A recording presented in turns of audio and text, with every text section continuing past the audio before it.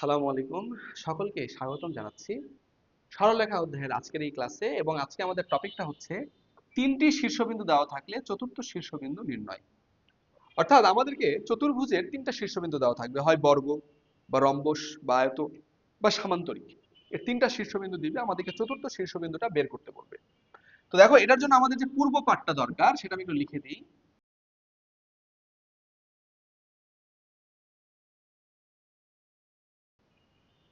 খেয়াল করো, আমাদের প্রয়োজনীয় জ্ঞানগুলো লিখে দিলাম। যে কি, আমরা এর আগের ক্লাসে এটা পড়েছি যে দুইটা বিন্দুর সংযোগ রেখার মধ্যবিন্দু, এটা হচ্ছে ভুজ দুইটাকে যোগ করে 2 দিয়ে ভাগ করবা, কোটি দুইটাকে যোগ করে 2 দিয়ে ভাগ করবা। তাহলে x1 + x2/2, y1 + y2/2। আর আরেকটা জিনিস মনে রাখবা, বর্গ, রম্বস, সামান্তরিক বা আয়ত, এই প্রত্যেকটা চতুর্ভুজেরই কর্ণদ্বয় পরস্পরকে সমদ্বিখণ্ডিত করে, মানে সমান দুই ভাগে ভাগ করে। তবে এর ভিতরে স্পেসিফিকলি যেমন রম্বস, বর্গ, এরা কি করে? সমকোণে সমদ্বিখণ্ডিত করে।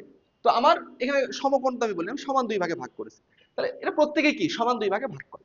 ঠিক আছে, এতটুকু জানলেই হবে। এখন আসলে প্রশ্নটা কি বলছে, যে এত এবং এত এত বিন্দুত্রয় এবিসিডি রম্বসের তিনটি শীর্ষবিন্দু হলে সি এর স্থানাঙ্ক নির্ণয় করো। রম্বস বলেছে, তাহলে আমি একটু রম্বস আঁকাই ফেলি। দেখো, খেয়াল করো, আমাদের এ এর মান দেওয়া, বি এর মান দেওয়া, সি কিন্তু দেওয়া নাই, ডি দেওয়া।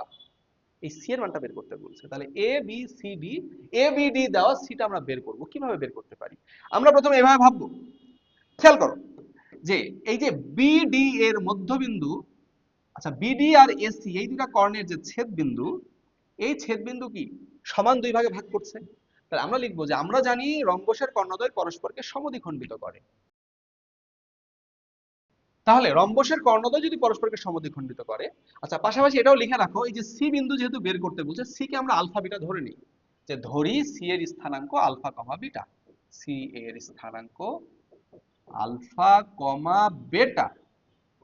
ঠিক আছে, এখন যেহেতু কর্ণদ্বয় পরস্পরকে সমদ্বিখণ্ডিত করছে, মানে এ কে সমান দুই ভাগে ভাগ করছে, এ কে সমান দুই ভাগে ভাগ করছে, তার মানে এই যে মাঝের যে বিন্দুটা সেটা কি এসি এর মধ্যবিন্দু না? আবার এটাকে কি আমি এভাবে বলতে পারি না এটা বিডি এরও মধ্যবিন্দু? তাহলে এই তথ্য থেকে আমি বলতে পারি এসি এর মধ্যবিন্দু আর বিডি এর মধ্যবিন্দু আসলে একই বিন্দু। তাহলে আমরা সেটাই লিখবো।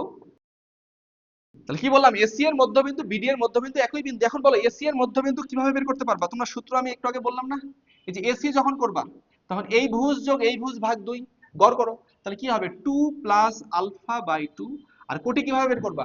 5 plus beta by 2, 5 plus beta by 2, এটা হচ্ছে স্থানাঙ্ক। ইকুয়াল টু কি হবে বিডি? বিডি কি হবে বলো? 5 যোগ 6 ভাগ 2, 5 যোগ 6 ভাগ 2। আর কি হবে 6 যোগ 7 ভাগ 2। এটা হচ্ছে কি স্থানাঙ্ক। তাহলে এখন বলো এইটা আর এটা একই বিন্দু, তার মানে ভুজ সমান ভুজ, কোটি সমান কোটি বলা যাবে। তাহলে ভুজ সমান ভুজ লিখলে কি হবে খেয়াল করো, মাঝে একটা দাগ দিয়ে দাও। তাহলে এখন বলো 2 plus alpha by 2 equal to 5 plus 6 by 2। আবার কোটি সমান কোটি, তাহলে 5 plus beta by 2 equal to 6 plus 7 divided by 2। অতএব এখান থেকে আলফার মান কি হবে? এই 2 আর 2 ফু দিলেই উড়ে যাবে। এরপরে কি হবে? 5 6 11 থেকে 2 বাদ দিলে কত হবে? 9। আলফার মান 9। আর বিটার মান এই 2 আর 2 বাদ, 13 থেকে 5 গেলে 8। তাহলে বিটার মান কত? 8। তাহলে আলফার মান 9, বিটার মান 8। তাহলে অ্যানসার কত হবে? অ্যানসার হবে 9,8। ওকে, আশা করছি সবাই এইটা দারুণভাবে বুঝতে পেরেছো, পরীক্ষায় আসলে অ্যানসার করতে পারো। কিন্তু সমস্যা হচ্ছে এই প্রশ্নটা যদি এমসিকিউতে আসে তখন কি এত বড় করে করার টাইম আছে? না, নাই। তখন আমরা কিভাবে করব? তখন আমরা ঠান্ডা মাথায় এখন আমি তোমাদেরকে যে শর্টকাটটা শেখাবো সেই শর্টকাটটা অ্যাপ্লাই করে করব। ঠিক আছে,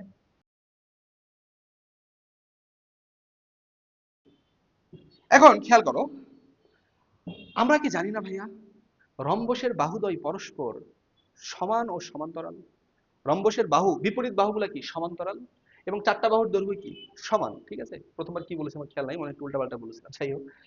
বিপরীত বাহুগুলা চারটা বাহুই সমান, আর বিপরীত বাহুগুলা কি সমান্তরাল। তাহলে আমি তো অন্তত এতটুকু বলতে পারি যে এই বাহু এরা সমান এবং সমান্তরাল। যদি দুইটা বাহু সমান এবং সমান্তরাল হয় তাহলে তাদের দূরত্বটাও সেম হবে।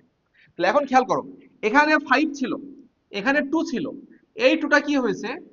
6 হয়েছে। এখানে 2 ছিল, 2টা কি হয়েছে ভাইয়া? 6 হয়েছে। 2 6 হতে গিয়ে বেড়েছে নাকি কমেছে? বেড়েছে। কতটুকু বেড়েছে? 2 ছিল 6 হয়েছে, বৃদ্ধি পেয়েছে কত? 4। যেহেতু এই বাহু সমান এবং সমান্তরাল, তাহলে এই পাঁচটাও 4ই বৃদ্ধি পাবে, এই পাঁচও কি হবে 4 বৃদ্ধি পাবে। 5 যদি 4 বৃদ্ধি পায়, 5 থেকে যদি 4 বৃদ্ধি পায় তাহলে কি 9 হয়ে যাবে না? 9 তো ছিল রে ভাই আমাদের আলফার মান। এবারে আসো, এখান থেকে কোটির মান কত? এখানে 5 ছিল, 5টা হয়ে গেছে কত 7।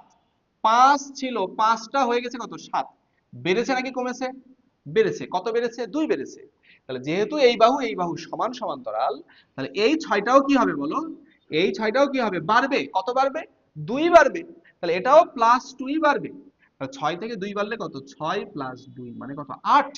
তো দেখো তো, সেটাই কি আমাদের ছিল না আলফা বিটার মান? আশা করছি পারবা। যদি মনে করো না ভাই এই সোজা সোজা বাহু ভালো লাগছে না, বাঁকা বাঁকা বাহু নিব, তাহলে নাও। এই যে খেয়াল করো, এই বাহু 5, এটা হয়েছে কত 2, বা উল্টা ভাবে ভাবো, 2টা হয়েছে কত 5, এই 2 হয়েছে কত 5। 2টা 5 হওয়ার সময় বেড়েছে নাকি কমেছে? বেড়েছে। কত বেড়েছে? 3 বেড়েছে। তাহলে এই যে 6, যেহেতু এই বাহু সমান সমান্তরাল, তাহলে 6ও কি হবে বলো? 6ও কি হবে? বাড়বে। কতটুকু বাড়বে? 3 বাড়বে।